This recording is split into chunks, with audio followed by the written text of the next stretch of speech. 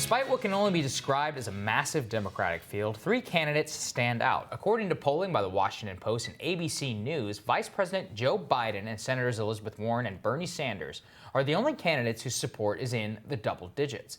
The other contenders are in single digits, trailing at least 11 percentage points behind. Ahead of this week's big Democratic debate in Texas, 19 of those presidential hopefuls, including Biden, Warren, and Sanders, all descended on New Hampshire for that state's Democratic Party convention. During 7 hours of speeches, each made their case for why they should be the next president of the United States. Fox News political reporter Paul Steinhauser attended that big event, and he joins us now with an update from the Granite State. Great to see you, Paul. Great to see you guys. You know, we get a lot of attention here in New Hampshire. We're the first in the nation primary state, but we basically hogged the political spotlight for the day or two leading up to and on Saturday for the convention. Every hotel room must have been booked with the candidates and their staff and all of that. Who had the energy? Everybody had energy, but I think, you know, if you, from an unofficial guide here, I would say that Warren had the most supporters in the state. There is some question whether a lot of them were bussed in or not, but you can see some video there. She had the loudest and longest applause from her supporters as she took the stage.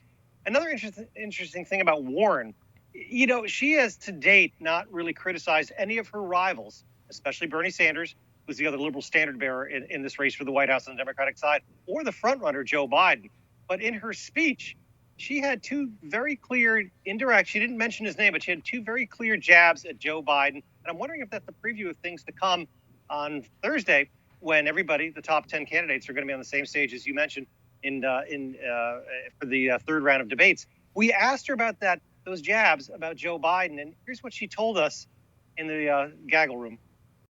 All I can do is stand up and talk about why I'm running. I'm not here to criticize any other Democrat or anyone else's campaign. I'm here to talk about what I'm running for as president and what I see that we can do together. So once again, when we ask her specifically, when reporters talk to her and say, you know, are you starting to make some contrast with you and Joe Biden, you and Bernie Sanders? She doesn't take the bait. But in that speech, it was pretty clear she was criticizing Biden. And I'm wondering, what do you guys think? Is that like a little preview, a little taste of things to come on Thursday night for that big primetime debate? I kind of hope so, personally. That's definitely something I would like to see. And one of the other major things that stood out to us, Paul, was Kamala Harris trying to defend her status as a quote-unquote top-tier candidate. Let's take a listen to what she said, and I want to get your reaction. Well, of course, I'm part of the top tier, and we all know that.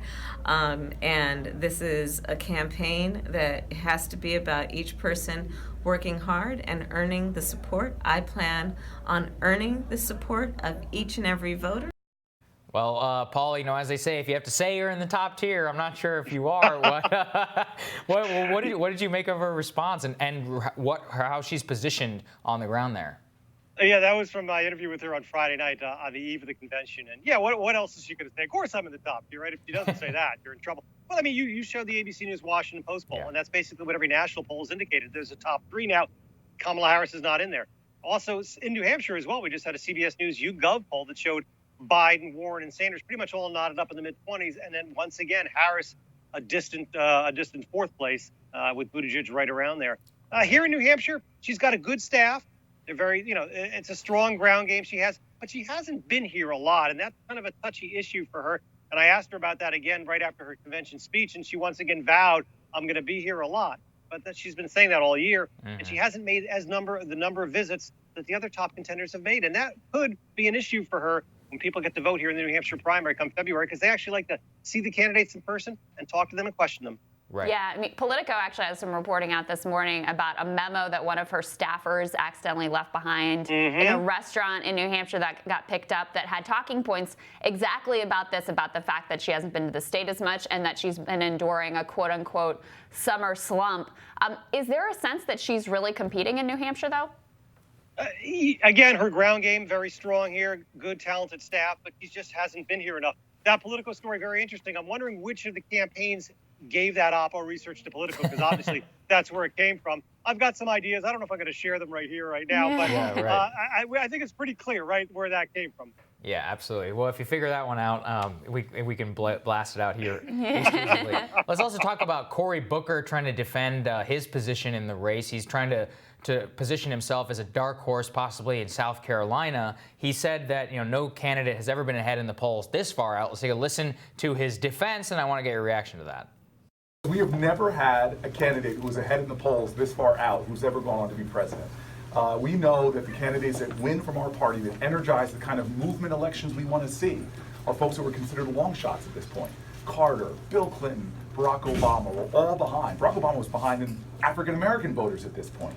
We do not want to win the summer news cycle. We want to win the first in the nation primary right here in New Hampshire. We know that over time, we are going to emerge as the nominee from this party. Polls have never been predictive this far out. First of all, not entirely sure with his analysis there. What did you make of that, Paul? Everybody we talk to, I know you're not there. Everyone says, "Oh, you got to watch out for Corey in Iowa." What is the story in New Hampshire? It's similar. I will say with Corey, that answer he just gave right there, that was at the press gaggle after his speech, and it was a very powerful speech. He's a great orator, probably the best orator in the field, hands down. But that answer is something he told me as well a couple months ago, and that has been his stock line that to defend himself, because he is not popping in the polls. That's pretty obvious. Yes. Do you want to be surging in January and February when people actually start to vote? That's true. I can't argue with him with that. But to date, he still really hasn't, he hasn't met his expectations. Let's just say that. Here in New Hampshire, he's got a strong staff like Harris, that we just mentioned. He also has been here a lot more than Harris and has done a ton of events. And he really, on the trail, when you see him do retail politics, he's very talented. But again, we haven't seen him pop. He's got another chance to do that on this debate Thursday night. He's still got time. Nobody's writing Cory Booker off. He's going to be at this debate. He's going to be the one in October. He'll likely be in the one in November. So he's got plenty of time. We have 5 months to go until the voting actually begins. Yeah. Which candidates do you think New Hampshire is really a must-win state for? Yeah, nobody will ever say it's a must-win state, right? No candidate will ever say that, because if they don't win that, but let's be honest, it is a must-win state for the two neighbors. Bernie Sanders of Vermont, he crushed Hillary Clinton here 4 years ago in 2016 to launch him into that marathon battle with her. So it's a must-win for him, and it's also a must-win for Warren. Now, just a few days ago, the Biden campaign, in a conference call with me, other national political reporters, they downplayed both their what the vice president could do in Iowa and the expectations in New Hampshire as well. And they were touting how their staff is really beefing up in the March, the Super Tuesday states and beyond. But they did lower expectations a little bit in the first 4 early voting states, which I thought was a very interesting move. That is a very interesting move, and not something you necessarily want to be doing this far out already. I mean, so if it's between Sanders and Warren for the state, which of the two is doing the best in your estimation, or what do you see in the polls? Well, they're both strong here. They were both candidates were here on Labor Day. They had the state to themselves. They both had huge crowds at events. And Warren had about 800 people in an outdoor house party, and it was raining. Sanders had a little bit more than that at an indoor town hall across the state. So I thought that was an interesting dynamic there. But both have large staffs, probably the two largest campaign staffs on the ground, boots on the ground, and both have legions of supporters here. So it is definitely a toss-up for those two. But again, Biden's campaign is pretty strong here as well. And remember, when we actually get down to the voting, this is one of the states where independents can vote in either the Democratic or Republican primary. So the primary electorate here in New Hampshire may be a little more moderate than the Democratic base that we see right now. Yeah, although, Bernie Sanders consistently does very well with independents. So that's an interesting dynamic there, too. Paul, thank you so much. Always great to have you, sir. Thanks, Paul. Thanks, guys.